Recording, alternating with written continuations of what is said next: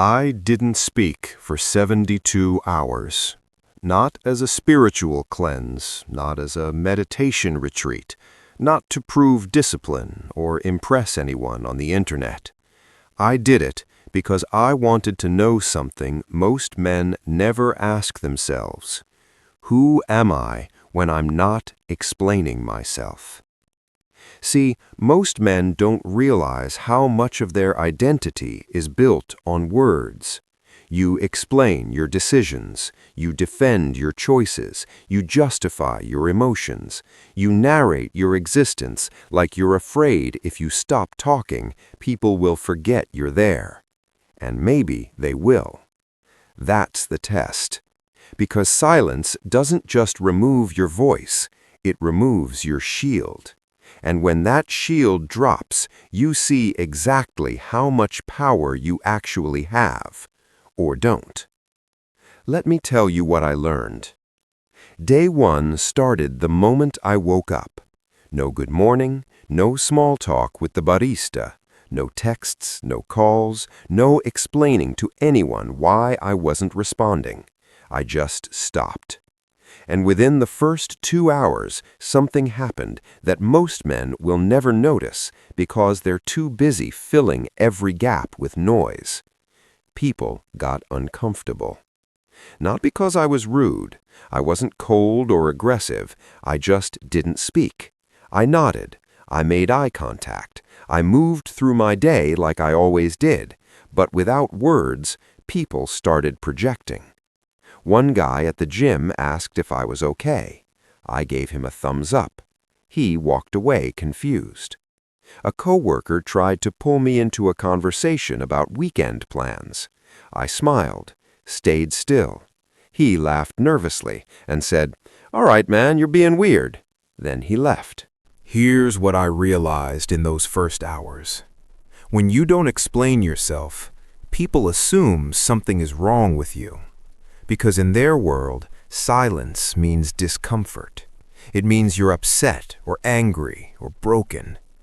But that's their problem, not yours. And this is the first shift silence teaches you. You've been trained to manage other people's comfort. Every time you over-explain, every time you clarify, every time you say no offense or just kidding or I didn't mean it like that, you're doing emotional labor for someone else's insecurity. Silence removes that. And when you remove it, you see how exhausting it was. By the end of day one, I'd already noticed 3 things. 1. People talk more when you don't. They fill the space. They reveal themselves. You become a mirror, and most people don't like what they see in silence.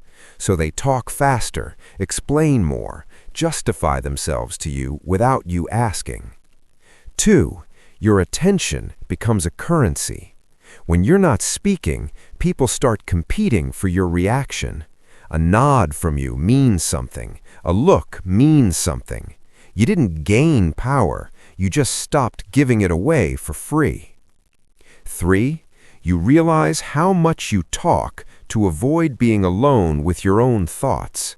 Most men can't sit in silence because when the noise stops, the unresolved stuff rises, the decisions you've been avoiding, the uncomfortable truths, the gap between who you say you are and who you actually are. Silence forces you to sit with that, and most men would rather talk forever than face it for 10 minutes. Day one ends, and I'm not calmer, I'm sharper. Day 2 is where it gets difficult, because by now, people aren't just confused, they're testing you. A friend calls, I don't answer. He texts, "Yo, you good?" I don't respond. Another message, "Did I do something?" See what happened? I didn't accuse him of anything. I didn't ignore him out of anger. I just didn't speak. And his mind created a story. He made himself the villain in a narrative I never wrote. That's what silence does. It exposes how much people need your validation. And when you withhold it, even unintentionally, they spiral. But here's the thing. I wasn't trying to manipulate him. I wasn't playing games. I was just observing what happens when I'm not constantly reassuring people that I'm okay, that we're okay, that everything is okay. And what I saw is this: most of your relationships are built on constant reassurance. You're not connecting, you're comforting. There's a difference. Day 2 also revealed something about status. I went to a meeting, didn't speak unless directly asked a question, and even then I kept my answers to 5 words or less. You know what happened? People leaned in. They started asking me questions. They stopped talking over each other and started watching me. Not because I was impressive, because I was unreadable. And the uncomfortable truth is this: most men are so eager to be heard that they become predictable. They explain their position before anyone asks. They defend their ideas before anyone challenges them. They show their hand before the cards are dealt. Silence keeps your hand hidden, and when people can't read you, they assume you're holding something valuable. You don't have to be. You just have to be still. By the end of day 2, I'd stopped missing conversation. I started noticing things I'd never paid attention to before. The way people's eyes move when they lie. The way someone's posture shifts when they feel threatened. The pauses between words. The micro-expressions. You spend your whole life talking, and you miss everything. But when you stop talking, you start seeing. Day 3 is where the shift becomes permanent. By now, I'm not fighting the urge to speak. I'm choosing not to. There's a difference. At first, silence feels like deprivation, like you're holding your breath. But by day 3, it feels like power. I'm in a coffee shop. Someone bumps into me, spills my drink, apologizes. I don't say it's okay. I don't say no worries. I just look at him, nod once, walk away. He looks more relieved than if I'd said anything, because silence doesn't need to be filled. It just needs to be held. Later that day, someone tries to provoke me. A small comment, testing my reaction. The old version of me would have responded, defended, explained, proved I wasn't bothered. The version of me on day 3? I smiled, held eye contact, said nothing. He got uncomfortable, laughed it off, walked away. I won without engaging. And that's the lesson most men never learn. You think you need to defend yourself. You think you need to respond. You think silence is weakness. But silence is the most violent response you can give, because when you don't react, you don't give them the satisfaction. You don't play the game. You just exist, unmoved, unshaken, untouchable. By the end of day 3, I'd learned something that most men spend their entire lives never realizing. Your words are not your power. Your presence is. And you can't build presence when you're constantly explaining it. See, here's what happened after those 72 hours. I started speaking again, but I wasn't the same person. I didn't fill silences anymore. I didn't rush to respond. I didn't explain myself unless it was absolutely necessary. And people noticed. Not because I'd changed what I said, because I'd changed what I didn't say. Let me break down what this experiment actually revealed, because this isn't about becoming a monk or taking a vow of silence. This is about understanding the mechanics of power, presence, and control. Most men think power is about assertion, about making sure your voice is heard, about speaking up, speaking out, speaking first. That's not power. That's noise. Real power is economy. It's knowing that every word you speak is either building your value or bleeding it. And most men are hemorrhaging value every single day because they can't stop talking. Think about the men you actually respect. Not the loud ones, not the ones constantly posting, explaining, justifying, defending. Think about the ones who command a room without saying much at all. They're not quieter because they have nothing to say. They're quieter because they understand something fundamental. The less you speak, the more weight your words carry. During those 72 hours, I watched men talk themselves into corners. I watched them reveal insecurities they didn't need to share. I watched them negotiate against themselves because they were uncomfortable with silence. And I realized most men lose before the game even starts because they can't sit in tension. But tension is where power lives. When someone insults you and you pause before responding, that pause creates tension. They don't know what you're thinking. They don't know what you're planning. They start second-guessing themselves. When someone asks you a question and you take 3 seconds before answering, those 3 seconds communicate more than your answer ever will. They communicate, I don't need to rush. I don't need your approval. I'm thinking, not reacting. That's the difference between a man who's controlled and a man who's in control. During the silence test, I also discovered something about relationships. The people who got most uncomfortable with my silence were the people who needed me to stay predictable. They needed me to react so they could feel secure. They needed me to explain so they could categorize me. They needed me to fill the silence so they didn't have to face their own. But the people who respected the silence, those were the people who had real power themselves. They didn't need me to perform. They didn't need constant reassurance. They understood that silence isn't rejection, it's observation. And here's what most men don't understand. People don't trust you because of what you say. They trust you because of what you don't say. When you over-explain, you reveal insecurity. When you constantly reassure, you reveal neediness. When you react immediately, you reveal that you're controlled by external triggers. But when you can sit in silence, when you can hold information, when you can watch chaos unfold around you without flinching, you reveal something far more valuable: discipline. Let me tell you what I do now, after those 72 hours changed how I move through the world. I have a rule. I don't speak first in any conversation unless I initiated the interaction. I let them fill the space. I let them reveal their position. I let them show their hand.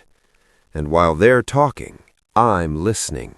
Not to respond, to understand, to find the leverage, to see what they actually want versus what they're saying they want. Most men are so focused on what they're going to say next that they miss everything being said to them. I have another rule. I never explain myself twice. If I've stated my position once and you didn't understand it, that's not my problem. I'm not here to teach you how to listen. This isn't arrogance, it's boundaries. Because every time you repeat yourself, every time you rephrase, every time you say, "What I meant was," you're training people that your first statement doesn't matter. Say it once, mean it, move on. I also stopped apologizing for things that don't require apologies. I stopped saying sorry when someone bumps into me. I stopped saying, "Just wanted to check in," when I'm following up. I stopped softening my statements with "I think" or "maybe" or "kind of." I started speaking in periods, not question marks. And people started responding differently. Here's what I want you to understand. This isn't about being cold. This isn't about being an asshole. This isn't about refusing to communicate. This is about understanding that your attention, your words, your reactions are resources, and most men are giving them away for free to anyone who asks. But when you learn to withhold, when you learn to observe before engaging, when you learn to be comfortable in silence, you become expensive. Not expensive in money, expensive in value.